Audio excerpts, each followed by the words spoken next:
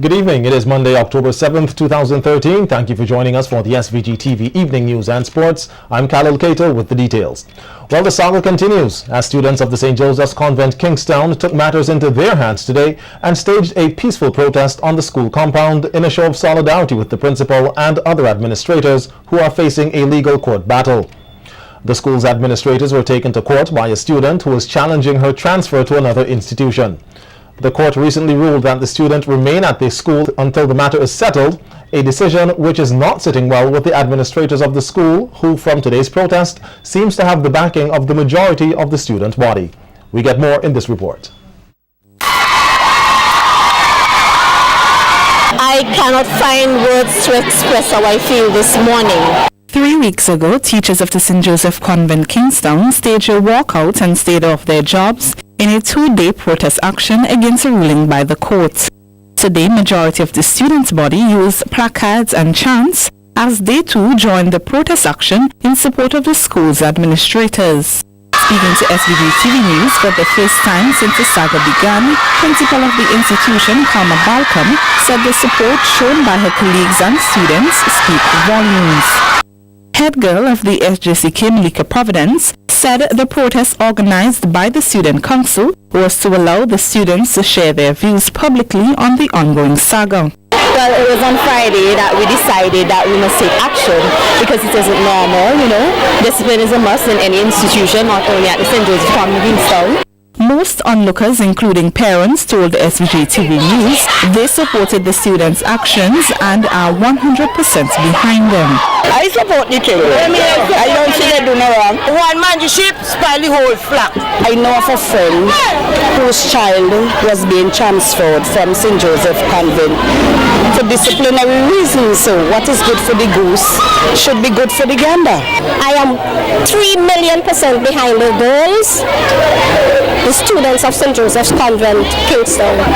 Hats off to them, power to them. But while majority at the school seem to be united on the matter, there are a few students who think the protest action was uncalled for and express concern for the welfare of the student at the center of the controversy, noting that she has been subjected to taunts by some of her colleagues. Some of the students posed these questions to SVG-TV News. What will happen if she committed suicide because of all of this? Wouldn't all this be in vain? Can you imagine coming to school with everybody practically hating you? Social media sites, Facebook and Twitter were also buzzing today about the latest activities at the St. Joseph Convent, Kingston, with some persons presenting arguments for and against the protest. For SVG-TV News, I am Zulika Lewis. And in news just coming to hand, after an emergency meeting held this afternoon, Justice Gretel Thorm ordered that the transfer of the student at the center of the controversy to the Emmanuel High School, Mesopotamia, remain in effect, at least until the substantial matter is decided by a court next month. The Honest Vale Road was made impassable on Saturday evening due to heavy rains which created major flooding in the area. In the aftermath, government and other workers were clearing debris from the roadway up to this morning. The E.T. Joshua Airport was also flooded, forcing its closure on Saturday evening, and after much work to clear the water, reopened on Sunday around 8 a.m. Other businesses in the area, including the Sunrise Supermarket, were also affected by the floods. The heavy rains, according to the National Emergency Management Organization, NEMO, were the effects of a tropical wave that was affecting the island over the weekend period. Meanwhile, the Bridges, Roads and General Services Authority, BRAGZA, said over 22 landslides occurred in different parts of the country on the weekend.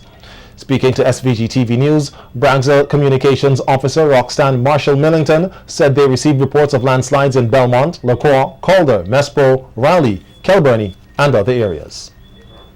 We also had some flooding in the Sunrise Supermarket area, and the airport was also flooded.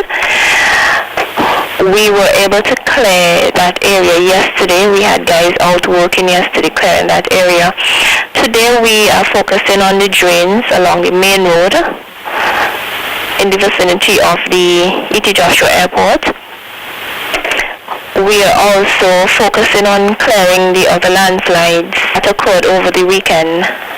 We still have work ongoing in South Rivers, also in Park Hill where we had some landslides.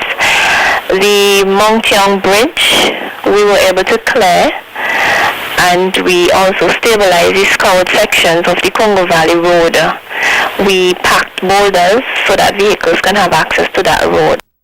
Minister of Health is calling for better care for the elderly in his message to start Mental Health Week. We have that story and more when the SVG-TV local news continues.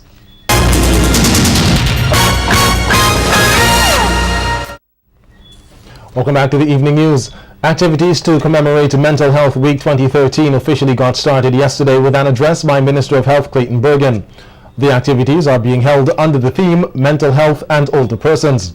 Bergen said to date there are 209 patients at the Mental Health Rehabilitation Center, 157 males and 52 females. He added that most of the patients housed there are over 50, and it indicates the need for more care for the elderly. Common mental health conditions seen or diagnosed at the institution are 1.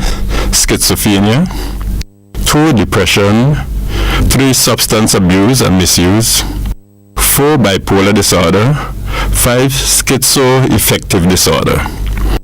It is therefore evident that greater emphasis needs to be placed on caring for older persons who suffer from mental illness in each community. In addition, ladies and gentlemen, the need for more care and support from the family, caregivers and persons in the various communities cannot be overemphasized. This Thursday, this country will join a host of other nations in celebrating the 21st year of Mental Health Week.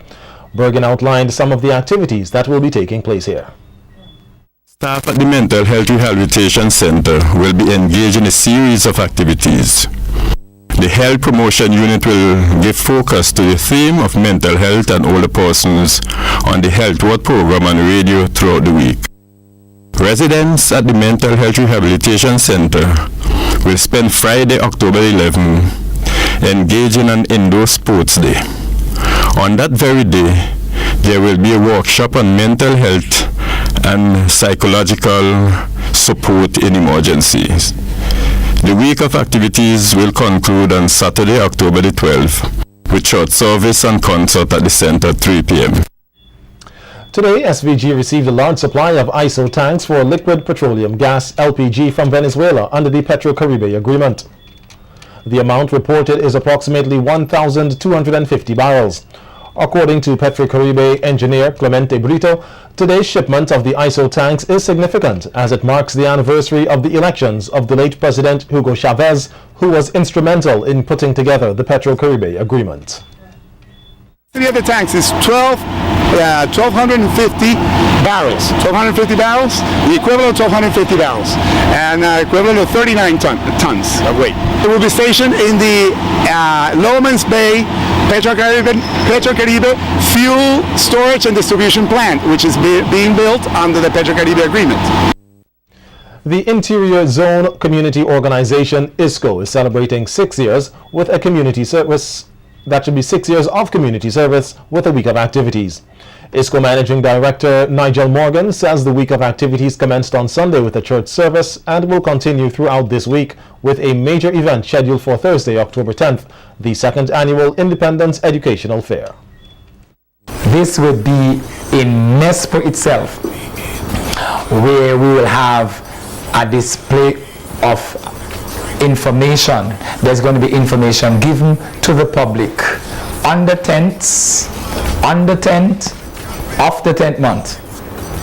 We are going to have tents located in the Methodist churchyard and a lot coming down to the police station along the sides of the road, across the Kingdom Life Church, across the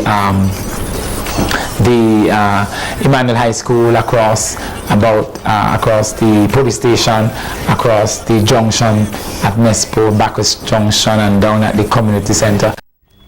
Morgan stated that 20 or more tents are expected to be mounted at the educational fair, which will have a wealth of information for a number of key organizations. Coming to bring you the information on what we need to do to respond to disaster. NIS will be there to give us information. Department of Health, we are going to have SIPO to come to tell us information about how we can get our organizations registered. We are going to have customs telling us what to import, what not to import. We should have the Red Cross, post office, libraries. We also expect to have on board this year the Argyle, a representation from the Argyle International Airport to tell us, what they're doing out there. ISCO provides service to Mariaquaw, Greggs, Lauders, and Lomans Windward.